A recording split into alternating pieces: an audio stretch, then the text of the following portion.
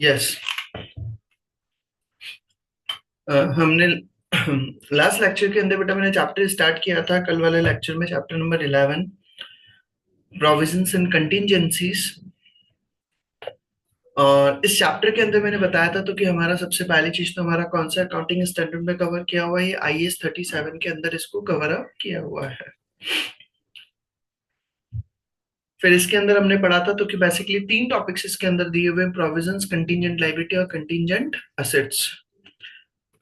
सबसे पहला टॉपिक मैंने स्टार्ट किया था प्रोविजन। प्रोविजन का मीनिंग मैंने बताया था, अनलाइबिलिटी ऑफ अनसर्टेन टाइमिंग और अमाउंट। जब अगर कोई लाइबिलिटी आती है जिसका टाइमिंग अनसर्टेन है या अमाउंट अनसर्टेन है तो उसको हम कहते हैं प्रोविजंस। प्रोविजंस और अदर लाइबिलिटीज अलग अलग होती हैं, हम लाइबिलिटी उसको नहीं बोल सकते क्योंकि वो अमाउंट अनसर्टेन है, टाइमिंग अनसर्टेन है। जब प्रोविजंस को हमें रिकॉर्ड करना होता है तो उसकी तीन कंडीशंस होती हैं। जब आपके ऊपर अगर प्रेजेंट ऑब्लिगेशंस आते हैं as a result of past event, वो ऑब्लिगेशंस लीगल या कंस्ट्रक्टिव ऑब्लिगेशन हो सकते हैं। Probable, second condition, probable, that is more than 50% chances a transfer of economic benefits will be required to settle the obligations। आपके economic benefits आपको transfer करने पड़ेंगे obligations को सेटल करने के लिए। And third condition, reliable estimate can be made. ये तीनों कंडीशंस कल मैंने समझा दिया था। लीगल ऑब्लिगेशंस, कंस्ट्रक्टिव ऑब्लिगेशंस का मतलब क्या होता है, और प्रोबेबल आउटफ्लो का मतलब क्या होता है, मेजरमेंट कैसे किया जाता है, जिसके लिए हम क्या करते हैं, एक बेस्ट एस्टिमेट लिया जाता है। बेस्ट एस्टिमेट लेने के लिए हम basically expected value approach use करते हैं, जिसके अंदर हम हर पॉसिबल आउटकम को उसकी रियल एसोसिएटेड प्रोबेबिलिटी से हम मल्टीप्लाई करके चेक किया जाता है। तो फर्स्ट ऑफ ऑल बताइए मुझे, यहाँ तक के प्रोविजन के में थ्योरी से रिलेटेड कोई डाउट है क्या बेटा? No sir. नहीं है। फिर इसी की बेसिस पे मैंने एक्टिविटी नंबर 1 कवर कराया था। एक्टिविटी नंबर 1 के अंदर हमने पढ़ा था प्रोविजंस का जब हमें अमाउंट कैलकुलेट करना है तो वो कैसे कैलकुलेट करते हैं। लाइक आपको अलग अलग तरह का गुड्स सोल्ड करना बता रखा है। 75% गुड्स पर आपने जो सेल किया उस पर कोई डिफेक्ट नहीं आएगा तो उसका जीरो रिपेयरिंग कॉस्ट। 20% पर आपका माइनर डिफेक्ट आएगा तो उस पर 1 मिलियन का खर्चा, और 5% पर आपका मेजर डिफेक्ट का 4 मिलियन का खर्चा होगा। आपसे पूछा what should the warranty provision, warranty का प्रोविजन का खर्चा कितना रहेगा भाई, कितना हमें प्रोविजन बनाना होगा। तो अमाउंट हमने निकाला 0.75 into zero plus 0.20 into 1 million और 0.05 इंटू 4 मिलियन। सॉल्व करा तो हमारा प्रोविजन का अमाउंट आ गया कितना, $4 lakh. Is it clear to everyone? Yes sir. चलिए, यहाँ तक की बात मैं ऑलरेडी कल वाले लेक्चर में बता चुका था। अब इसी के बाद में फिर हम आगे आते हैं, जब सर हमें प्रोविजन से रिलेटेड हम कोई एंट्री करना होता है तो एंट्री क्या बनती है। तो जब आप अगर प्रोविजंस क्रिएट करते हैं,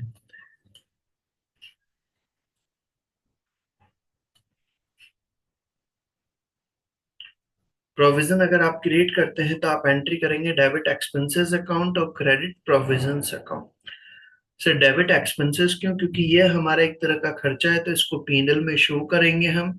और प्लस ये हमारी लाइबिलिटी है, तो लाइबिलिटी है तो इसको हम बैलेंस शीट में भी शो करेंगे। तो एंट्री बनती है हमारी जब आप प्रोविजन क्रिएट करते हैं। आपने मान लो सपोज 50,000 से प्रोविजन अगर क्रिएट किया है तो आप उसके लिए एंट्री क्या कर दोगे, डेबिट एक्सपेंसेस अकाउंट और क्रेडिट प्रोविजंस अकाउंट।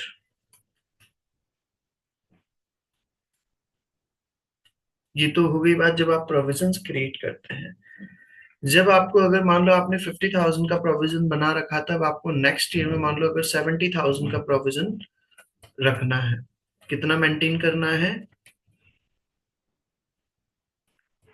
70,000 का आपको प्रोविजन मेंटेन करना है। तो 50,000 का प्रोविजन आपने ऑलरेडी बना रखा था, 70,000 का मेंटेन करना है, so provision will be increase. तो प्रोविजन को हमें इंक्रीज करना है, और इंक्रीज कितने से करना है, बाय 20,000। 20,000 से मुझे प्रोविजन की वैल्यू को इंक्रीज करना, और प्रोविजन को अगर इंक्रीज करना है तो एंट्री क्या करूंगा मैं, डेबिट एक्सपेंसेस अकाउंट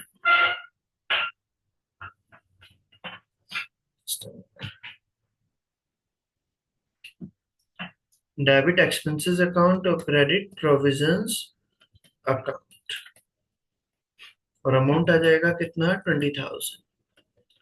मतलब कि जब आपको प्रोविजन बनाना होता है या प्रोविजन को अगर इंक्रीज करना है तो सेम एंट्री बनेगी, डेबिट एक्सपेंसेस अकाउंट और क्रेडिट प्रोविजंस अकाउंट। भाई हमारा 50,000 का प्रोविजन पहले से बना हुआ रखा था, हमें मेंटेन करना है 70,000, तो 20,000 से और प्रोविजन हमने इंक्रीज कर दिया, तो एंट्री होगी डेबिट एक्सपेंसेस अकाउंट और क्रेडिट प्रोविजंस अकाउंट 20,000। सर अब अगर मान लो नेक्स्ट ईयर के अंदर, इन द नेक्स्ट ईयर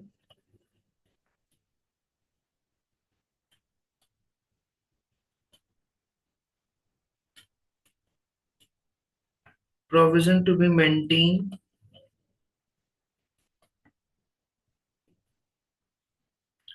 60,000, अगर मान लो मुझे प्रोविजन मेंटेन करना है कितना, 60,000, तो मेरे पास ऑलरेडी बना हुआ रखा है 70,000 का, मुझे बना के रखना है कितना, 60,000।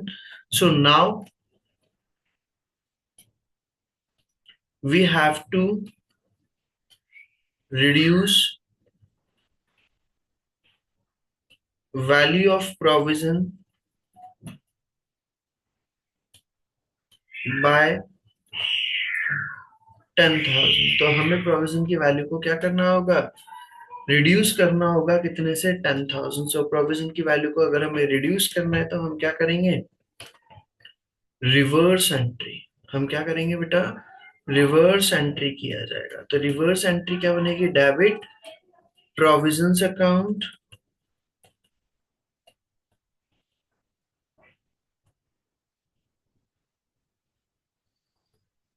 Credit expenses account. Is it clear, ये समझ में आ गया है क्या भाई तीनों पॉइंट? ये 3 पॉइंट्स क्लियर है। अगर आपको प्रोविजन क्रिएट करना है तो debit expenses account, credit provisions account. Provision को अगर और इंक्रीज करना है तो वही same entry, debit expenses account, credit provisions account. और अगर आपको प्रोविजंस को अगर रिड्यूस करना है तो रिवर्स एंट्री हो जाएगा, डेबिट प्रोविजंस अकाउंट और credit expenses account. Is it clear to everyone? Yes, sir. Yes, sir. चलिए इसी का एक्टिविटी नंबर 2 देखते हैं हम। इस एक्टिविटी नंबर 2 के अंदर क्या बोला है, Grass company is reviewing its warranty obligations based on the sales during 2017. It has established that if all lawn movers sold, अगर हम सारे lawn movers को सेल कर देते हैं, required minor repairs, अगर उनमें सभी में minor repairs का अगर खर्चा होता है, this would cost $1 million। तो आपका minor repairs अगर सब करवाते हैं तो minor repairs में आपका कितना खर्चा बैठेगा,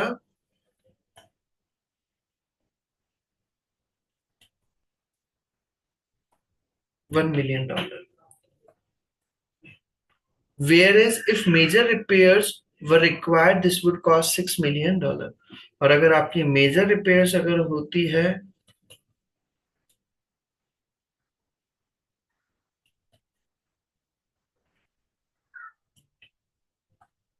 तो उसमें आपका खर्चा बैठेगा कितना, $6 million। Grass company expect that 75% of the loan movers will have no faults। उनका एक्सपेक्टेड है, तो कि उनका एक्सपेक्टेड वैल्यू अप्रोच में जो हमने पढ़ा है, तो कि वो एक्सपेक्ट करते हैं तो कि 75% लोन मूवर्स में कोई फॉल्ट नहीं आएगा, and 25% will need minor repairs and 5% will need major repairs। आपसे पूछा है what provision should be made in 2017। तो आपको सबसे पहला फर्स्ट क्वेश्चन का जो आंसर देना है वो अमाउंट ऑफ प्रोविजन बताना है 2017 के अंदर कितना रहेगा।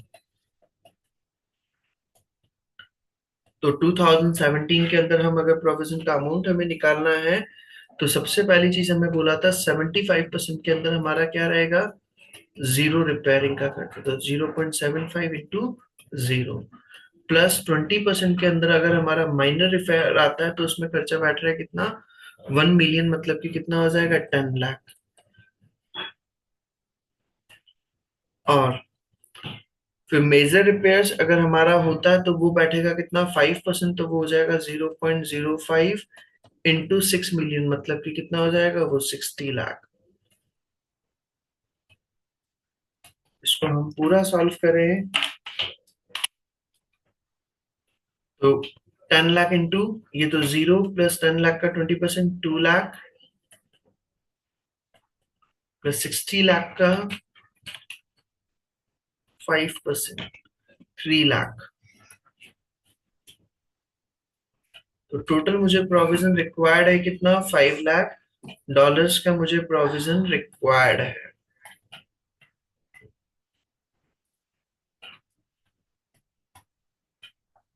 फर्स्ट पॉइंट का आंसर क्लियर है? आपसे पूछा था तो कि what provision should be made in 2017, तो कितना प्रोविजन रिक्वायर्ड है, हमें कितना प्रोविजन बनाना होगा, $5 लाख का।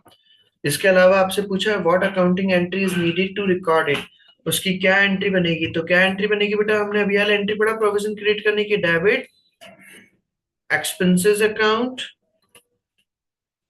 और क्रेडिट प्रोविजन। और कितना अमाउंट आ जाएगा, $5 lakh, $5 lakh. First point clear? Yes, sir. Now come to the second point. What entry should be made in 2018, assuming that the provision required them is $0.75 million? अब आपसे बोल रहे हैं तो कि हमें क्या एंट्री करना होगा अगर प्रोविजन हमें रिक्वायर्ड है कितना, 0.75 मिलियन। तो हम सेकंड पॉइंट पर अब चलते हैं।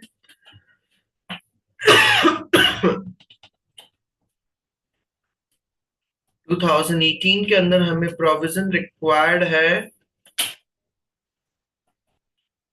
0.75 मिलियन। इसको हम 0.75 मिलियन या $7,50,000 बोले, बात एक ही है क्या बेटा? Yes, sir. 0.75 मिलियन या 7,50,000। अब मेरे पास ओल्ड प्रोविजन, ये मुझे रिक्वायर्ड है 7,50,000, और मेरे पास ओल्ड प्रोविजन रखा हुआ था कितने का, $5 लाख का। तो मुझे और कितना क्रिएट करना पड़ेगा, $2,50,000 से और फर्दर क्रिएट करना पड़ेगा क्या? Is it clear? 2,50,000 से मुझे और प्रोविजन बनाना होगा, तो वही प्रोविजन बनाने की एंट्री क्या करूंगा, debit expenses account, credit provisions. और कितने अमाउंट से, $2,50,000। क्लियर पॉइंट यहां तक? Yes, sir. Now come to the third point. What entry should be made in 2019, assuming that the provision required then is $0.3 million?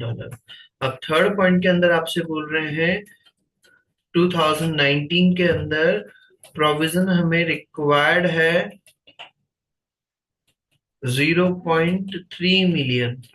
इसको हम 0.3 million या $3 लाख बोल सकते हैं क्या? Yes, sir.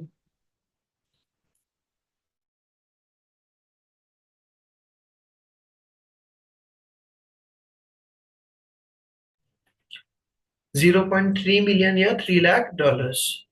अब इतना हमें प्रोविजन रिक्वायर्ड है, जबकि मेरे पास ओल्ड प्रोविजन रखा हुआ है कितना, 7,50,000 का रखा हुआ है क्या बेटा? Yes, sir. तो मुझे क्या करना है, एक्सेस प्रोविजन रखा हुआ है कितना, $4,50,000 से मेरे पास एक्स्ट्रा प्रोविजन रखा हुआ है क्या? तो उसको Yes. और रिड्यूस करना पड़ेगा, और रिड्यूस करने के लिए मैंने अभी वाला एंट्री बताया, रिवर्स एंट्री करेंगे, डेबिट प्रोविजंस अकाउंट और credit Expenses account. expenses account, and the figure will be $4,50,000। आगे भी समझ में ये सबको?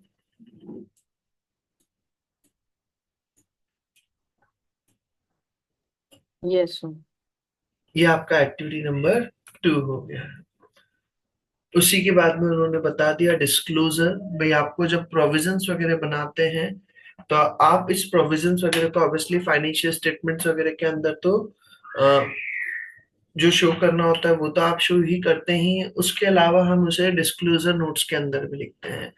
डिस्क्लोजर नोट्स क्या होते हैं बेटा, एक्सप्लेनेटरी नोट्स। भाई हम जब फाइनेंशियल स्टेटमेंट्स बनाते हैं कंपनी वगैरह, तो अपने फाइनेंशियल स्टेटमेंट्स के साथ में एक एक्सप्लेनेटरी नोट्स भी देती है भाई, जिसको अगर मेरे बारे में बहुत ज्यादा इंटरेस्ट आ रहा है, मेरे बारे में बहुत ज्यादा डिटेल लेना चाहते हैं, तब वहां पर डिस्क्लोजर नोट्स के अंदर उसके बारे में इंफॉर्मेशन ले सकते हैं। तो डिस्क्लोजर नोट्स के अंदर क्या क्या लिखा जाता है, तो हम यहाँ पर देखें, for each class of provision disclosure of the background to the making of provision and the uncertainties affecting its outcome. भाई आपको उस प्रोविजन का बैकग्राउंड वगैरह वो सब कुछ बताना होता है। क्या क्या बताओगे आप उसके अंदर? A brief description of the nature of provision, आपने जो प्रोविजन बनाया उसके बारे में थोड़ा सा डिस्क्रिप्शन देना होता है, भाई ये किस चीज से रिलेटेड आपने प्रोविजन बनाया है। And the expected timing of any resulting outflow relating to the provision, कितने टाइम में उसका एक्सपेक्टेड है भाई, तो क्या कब उसका आउटफ्लो होने के चांसेस हैं। Indication of the uncertainties about the amount और timing of those outflows, indications वगैरह क्या है उसके, क्या चांसेस हैं, कितने चांसेस है, percentage of chance of uncertainty, uncertainty होने के कितने चांसेस हैं, and the amount of any expected reimbursement relating to the provision, और अगर हमें वो पे करना पड़ा तो कितना अमाउंट पे करना होगा, how much amount we have to pay, अगर हमें प्रोविजन का अगर अमाउंट पे करना होगा तो कितना पे करना होगा। मतलब इन शॉर्ट अगर मैं कहूँ तो प्रोविजन से रिलेटेड हमें डिस्क्लोजर नोट्स के अंदर ये बताना होता है। प्रोविजन का एक ब्रीफ में डिस्क्रिप्शन जाएगा, उसका कितना अमाउंट होने के चांसेस हैं, कितना अमाउंट जाएगा, कितने चांसेस हैं, और अगर जाएगा तो कितना अमाउंट हमारा जाएगा, कब जाएगा, कब होने के चांसेस हैं, वो हमें डिस्क्लोजर नोट्स के अंदर रिकॉर्ड करना होता है। यहां तक की बात क्लियर है बेटा?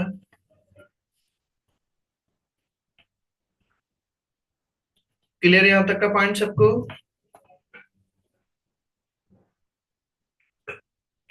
ये हमारी बात होगी किसकी, प्रोविजन से रिलेटेड डिस्क्लोजर की।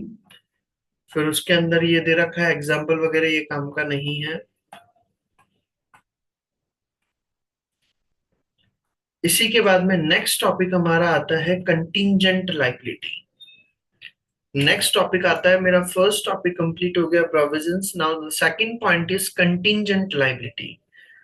कंटिंजेंट लायबिलिटी क्या होती है? Is an uncertain liability that does not meet the three criteria for recognizing a provision. अगर उन तीन में से कोई भी एक कंडीशन अगर अधूरी रह जाती है तो उसको हम कहते हैं कंटिंजेंट लायबिलिटी। जो हमने थ्री कंडीशंस पढ़ी थी प्रोविजंस के लिए, अगर उन तीन कंडीशंस में से अगर कोई भी एक कंडीशन अगर इनकम्प्लीट अगर रह जाती है, then it will be known as contingent liability. Contingent liability का मतलब क्या होता है? ऐसी लायबिलिटीज जो अराइज हो भी सकती हैं और नहीं भी हो सकती, और जो किसी इवेंट के होने पर डिपेंड करता हो, वो इवेंट किसी के कंट्रोल में नहीं है। फॉर एग्जाम्पल, मेरी कंपनी के ऊपर किसी ने केस फाइल कर रखा है, मेरी कंपनी के ऊपर किसी ने केस फाइल कर रखा है, और केस फाइल किया हुआ है, तो वहां पर अगर मैं हार गया, मैं लॉस अगर हो जाता हूं, तो मुझे अमाउंट पे करना पड़ेगा, और मेरे हारने के चांसेस जो हैं वो 50% से ज्यादा प्रोबेबिलिटी है तो कि मैं हार जाऊंगा। तो वहां पर हम उसको क्या कहेंगे? Contingent liability. जो अराइज हो भी सकती है और नहीं भी हो सकती है, वो किस पर डिपेंड करता है? जज के डिसीजन पर, और जज मेरे हाथ में नहीं है, मेरे कंट्रोल में नहीं है। तो उस लायबिलिटी को हम कहते हैं कंटिंजेंट लायबिलिटी। क्या लिखा हुआ है इसके अंदर? a possible obligation that arises from past event and whose existence will be confirmed only the occurrence or non-occurrence of one or more uncertain future event not wholly within the control of the entity। जो किसी event के occurrence होने पर या न होने पर depend करता है, और वो इवेंट आपके कंट्रोल में नहीं है, तो उस सिचुएशन को, उस ऑब्लिगेशंस को हम कहते हैं कंटिंजेंट लायबिलिटी। एक तो ये हमारा वर्ड दिया है पॉसिबल ऑब्लिगेशंस, या फिर प्रेजेंट ऑब्लिगेशंस, या फिर एक और करके डेफिनेशन दी है that arises from past event, जो पास्ट के इवेंट के कारण अराइज हुई है, but is not recognized because it is not probable. Probable मतलब नॉट मोर देन 50% चांस।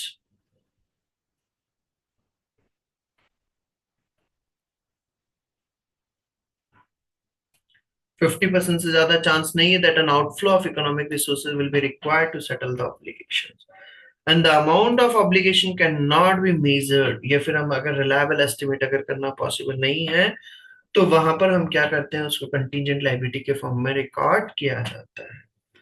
तो सिंपल सा बोल रहा हूँ, वो प्रेजेंट ऑब्लिगेशन हो या पॉसिबल ऑब्लिगेशन हो जो किसी पास्ट में इवेंट के कारण अराइज हुआ और उसका एग्जिस्टेंस होना या ना होना किसी इवेंट के ऊपर डिपेंड करता है, वो इवेंट अगर हमारे कंट्रोल में नहीं है तो उसको हम कंटीजेंट लायबिलिटी कहते हैं।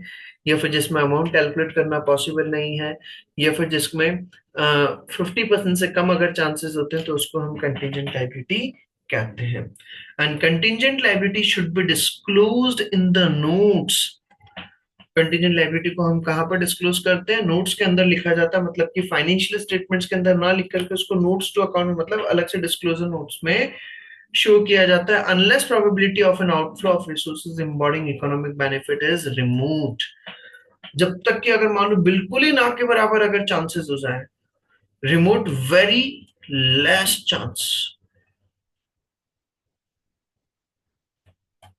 तो फिर बात अलग है। अगर थोड़े बहुत भी चांसेस है तो हम उसको कंटीजेंट लायबिलिटी के फॉर्म में रिकॉर्ड किया जाता है। Contingent liability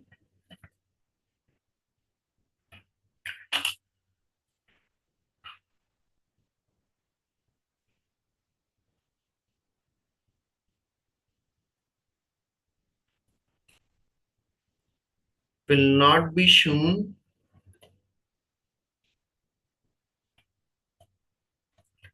in financial statements. It will be disclosed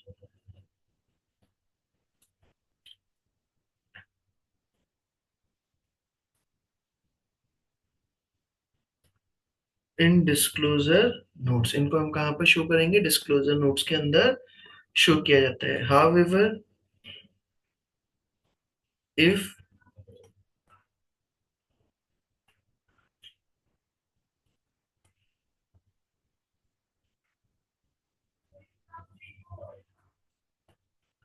contingent liability is removed, अगर कोई भी कंटीजेंट लायबिलिटी अगर रिमोट है, रिमोट मतलब very less chance,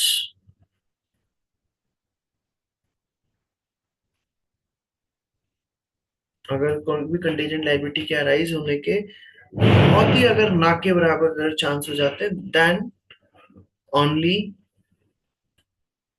it will not be disclose, तो फिर हम उसको डिस्क्लोज नहीं करेंगे। अदरवाइज हम उसको डिस्क्लोज किया जाता है कहाँ पर, डिस्क्लोजर नोट्स के अंदर। समझ में आ गई बात बेटा? Yes, sir. तो वही चीज यहाँ पर लिखा हुआ है, प्रोबेबल का मतलब मींस मोर देन 50% चांसेस होता है। If an obligation is probable then it is not a contingent liability. अगर आपकी सीधी सी बात है, अगर वहां पर वर्ड क्या लिखा हुआ है, पॉसिबल ऑब्लिगेशन, वहां पर वर्ड क्या लिखा है, इसलिए पॉसिबल ऑब्लिगेशन वर्ड याद रखना, प्रोबेबल ऑब्लिगेशन मत लिख देना। प्रोबेबल ऑब्लिगेशन का मतलब हो गया 50% से ज्यादा चांसेस, जबकि मैंने यहाँ पर क्या बोला, 50% से अगर बिलो चांसेस है तो वो कंटीजेंट लायबिलिटी के अंदर आता है। तो if an obligation is probable then it is not an contingent liability, instead of provision is needed. अगर किसी भी ऑब्लिगेशंस में अगर 50% से अगर ज्यादा चांसेस है तो वो प्रोविजंस के अंदर कवर हो जाता है। And if the obligation is remote, और अगर ऑब्लिगेशन रिमोट है then it does not need to be disclose in the accounts. और contingent liability should not be recognized in the financial statement but they should be disclose in the notes. Contingent liability को हम कहीं पर भी financial statements के अंदर record ना करके हम उसको नोट्स के अंदर डिस्क्लोज किया जाता है। तो ये सेकंड टॉपिक समझ में आ गया है क्या, कंटीजेंट लायबिलिटी? Yes, sir. भाई सिंपल सा पॉइंट बताया मैंने, ऐसी कोई भी लायबिलिटी जो राइज हो भी सकती है और नहीं भी हो सकती, जो किसी इवेंट के ऑकरेंस और नॉन ऑकरेंस पर डिपेंड करता है, वो इवेंट हमारे हाथ में नहीं है, वो किसी के कंट्रोल में नहीं है, तो उस लायबिलिटी को हम कहते हैं कंटीजेंट लायबिलिटी। या फिर जिसका अमाउंट कैलकुलेट करना पॉसिबल नहीं है, या जिसके अंदर हमें चांसेस जो है 50% से अगर कम होते हैं। इसी का इलस्ट्रेशन नंबर 3 दे रखा है, इसको हम देखते हैं। Company A has entered into an agreement to act as a guarantor on a bank loan. Company A ने क्या करी, एक एग्रीमेंट करा, उसके उन्होंने क्या कर दी, गारंटी दे दी। भाई किसी पर्सन ने लोन लिया था तो उसमें गारंटर के फॉर्म में उन्होंने काम किया। Taken out by mister Smith. Mister Smith ने लोन लिया था और मिस्टर स्मिथ के लोन के बदले में गारंटी उन्होंने दे दी कंपनी ए ने। Mister Smith is a financially secure individual. Mister Smith जो है वो फाइनेंशियली क्या है, सिक्योर इंडिविजुअल है।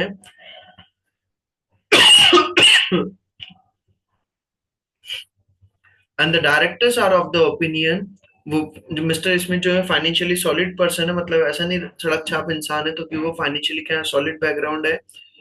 And the directors are of the opinion, directors की opinion that the chances of him defaulting on the loan are slim. तो कि जो हमारे उसके डिफॉल्ट करने के जो चांसेस है उसको वो क्या है, स्लिम है, मतलब कि कम है, लिमिटेड है।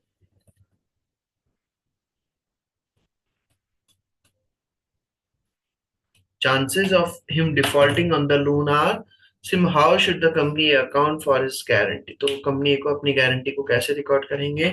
तो सीधी सी बात है, हमारा यहाँ पर पहली चीज तो प्रेजेंट ऑब्लिगेशंस आ रहे हैं। Company A has a present obligation legally obliged to honour the guarantee. However, as the likelihood of company A having to pay under the guarantee is not probable, probable नहीं है, मतलब कि 50% से ज्यादा chances नहीं है, so no provision for the liability should be made. Instead the guarantee should be disclose in the notes as a contingent liability. तो हम उसको किस फॉर्म में रिकॉर्ड करेंगे, कंटिंजेंट लायबिलिटी के फॉर्म में रिकॉर्ड किया जाएगा। अनलेस कंसिडर रिमोट, जब तक उसको रिमोट, तो नॉर्मली हम रिमोट नहीं मानेंगे जब तक क्वेश्चन में बोला नहीं जाए, तो हम उसको क्या मानेंगे, कंटिंजेंट लायबिलिटी के फॉर्म में रिकॉर्ड किया जाए। समझ में आ गई बात यहाँ तक बेटा? Yes, sir.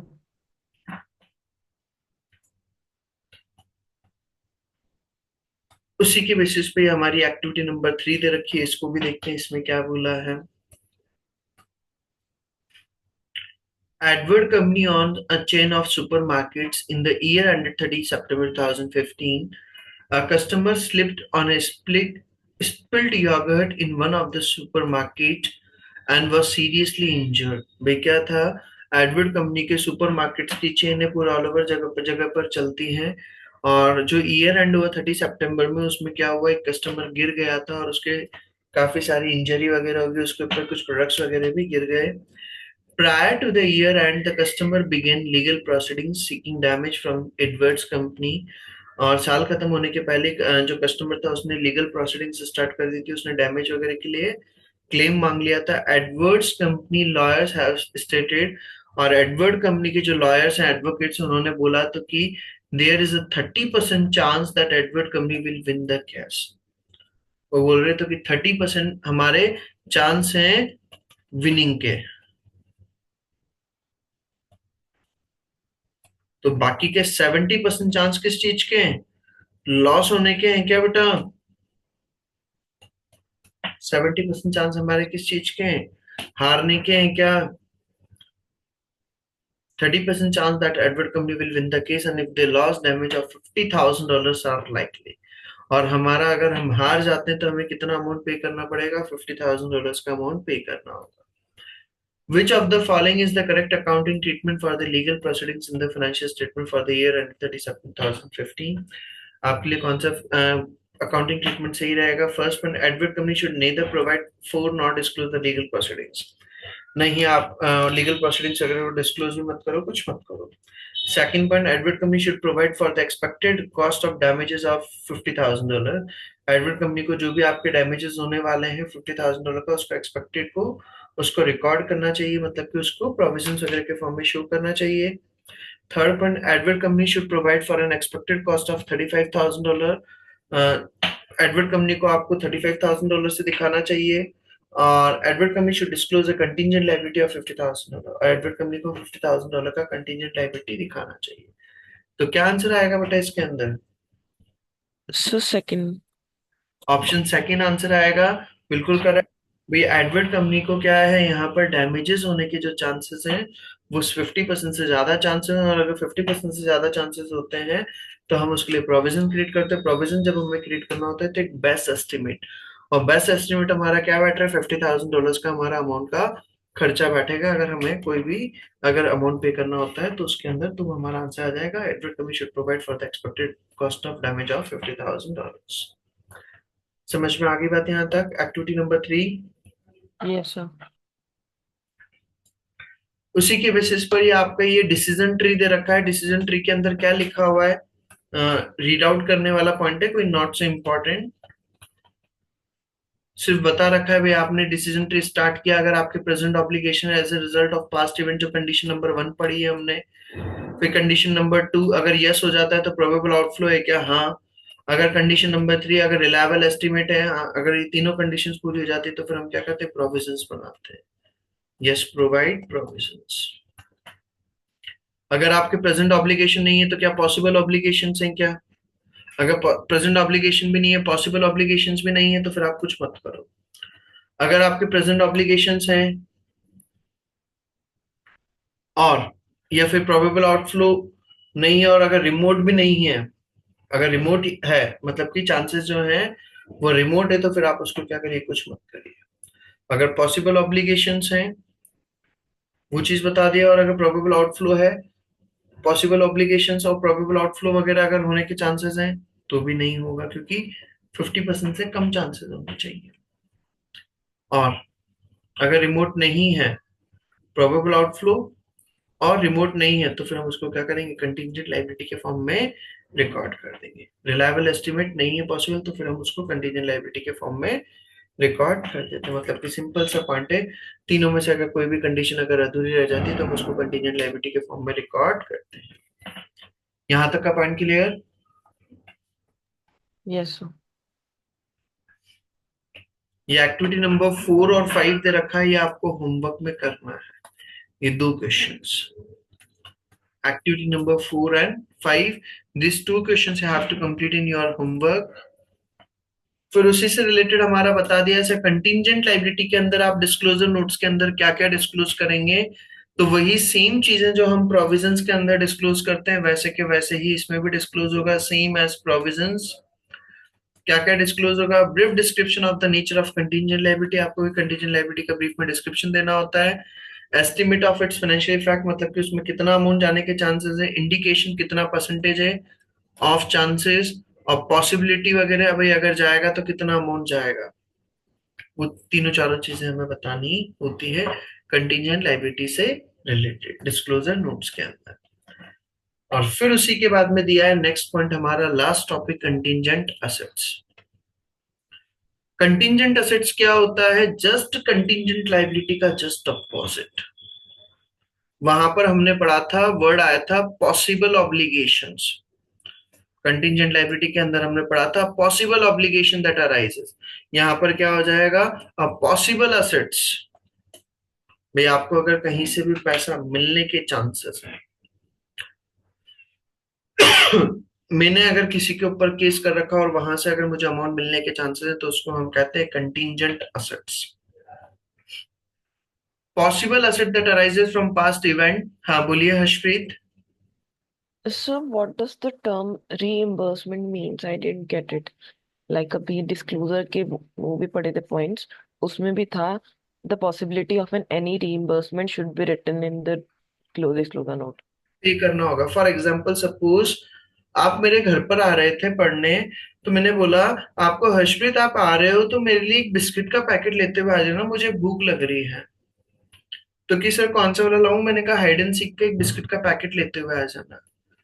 आप मेरे लिए बिस्किट का पैकेट लेकर के आए, तो क्या हुआ, आप उसका अमाउंट अभी तो आपने पे करा है, बट घर पर आकर के आप मुझसे अमाउंट लेंगे नहीं लेंगे? मैंने मंगाया है, मैंने ऑर्डर किया, तो मेरी रिस्पॉन्सिबिलिटी बनती नहीं बनती आपको वापस से पैसे देना? तो उसको हम रेम्बर्समेंट करना। बे अगर हमारा कोई एक्सपेंसेस हुआ है तो उसमें हमें कितना रेम्बर्स करना पड़ेगा, कितना हमें रीपेमेंट करना होगा, तो पॉसिबिलिटी कितनी है of any reimbursement to make repayment. Is it clear? Yes, sir.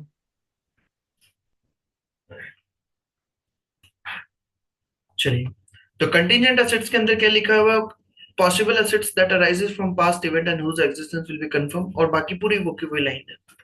बस यहाँ पर क्या आ गया, असेट वर्ड आ गया, वहां पर क्या था, ऑब्लिगेशन था, यहाँ पर asset word. A possible asset that arises from past event and whose existence will be confirmed only by the occurrence or non-occurrence of one or more uncertain future events, not wholly within the control of the entity, जो किसी entity के control में नहीं है, तो उसको हम contingent assets कहते हैं. और वही same treatment contingent assets must not be recognise in the accounts. इसको भी हम अकाउंट्स में रिकॉर्ड नहीं करते, बट शुड बी डिस्क्लोज, लेकिन उसको हम डिस्क्लोज करते हैं इफ इट इज प्रोबेबल. याद रखना यहाँ पर probable. If it is probable मतलब 50% से ज्यादा चांसेस होने चाहिए आने के, that the economic benefits associated with the asset will flow to the entity. तो कि उस asset से related हमें economic benefits फ्लो होंगे 50% से ज्यादा अगर चांस है, तो हम उसको कंटीजेंट एसेट्स के फॉर्म में रिकॉर्ड करते हैं. सर अगर 50% से अगर कम चांस है तो फिर हम उसको रिकॉर्ड नहीं करेंगे. इफ चांसेस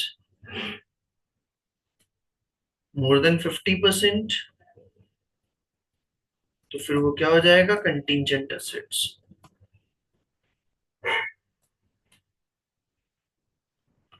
अगर लेस देन 50% है, then not required to disclose. और अगर आपका जो असेट है वो कंफर्म हो गया, वर्चुअली सर्टीन, तो मान लो मुझे किसी से पैसे लेने थे और वो कोर्ट वगैरह से वो डिसीजन फाइनल हो गया, तो फिर हम उसको क्या मानेंगे, एसेट्स मानते हैं. फिर तो हमारा क्या हो जाएगा, वो एसेट्स के फॉर्म में रिकॉर्ड किया जाता है. क्या क्या डिस्क्लोज किया जाएगा कंटीजेंट एसेट्स से रिलेटेड, वही brief description of the contingent assets along with an estimate of its likely financial effect. कोई उसका फाइनेंशियल इफेक्ट वगैरह कितना बैठेगा, वो सब चीज हमें डिस्क्लोज करना पड़ता है. If the flow of economic benefits associated with the contingent assets become virtually certain, और अगर आपको एसेट से रिलेटेड अगर कोई भी बेनिफिट्स वगैरह अगर वो सर्टेन हो जाते हैं, कंफर्म अगर हो जाते हैं, then it should be recognized as an asset in the statement of financial position. तो फिर हम उसको क्या कर देंगे, बैलेंस शीट के अंदर एसेट्स के फॉर्म में रिकॉर्ड कर देंगे as it is no longer a contingent asset. तो क्योंकि अब वो कंटीजेंट एसेट नहीं रहा है, तो अब हम उसको एसेट्स के फॉर्म में शो कर देंगे. समझ में आ गई बात यहाँ तक? यहाँ तक कोई डाउट है क्या बेटा?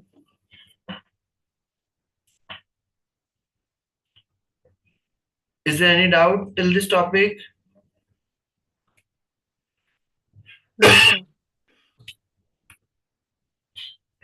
कंटीजेंट एसेट्स के अंदर हमें क्या क्या डिस्क्लोज करना होता है, वही सेम चीज आपको ब्रीफ में डिस्क्रिप्शन देना रहेगा, उसका नेचर वगैरह और estimate of its financial effect और उसके होने के चांसेस कितने हैं, कितना अमाउंट आएगा, वो एस्टिमेशन वगैरह वो चीज हमें डिस्क्लोज करनी होती है. और जिसमें आपका चैप्टर फिनिश हो गया है, provisions, contingent liability and contingent assets. इसको एक बार अच्छे से रीड आउट कर लीजिएगा. अगर फिर भी अगर कोई डाउट आता है तो हम कल वाले लेक्चर में इसको कवर अप कर लेंगे. ठीक है बेटा? Okay, sir. चलिए आज का यहाँ तक आप कंप्लीट करें, बाकी का remaining question will discuss tomorrow. Okay, thank you everyone. Thank you, sir. Welcome बेटा.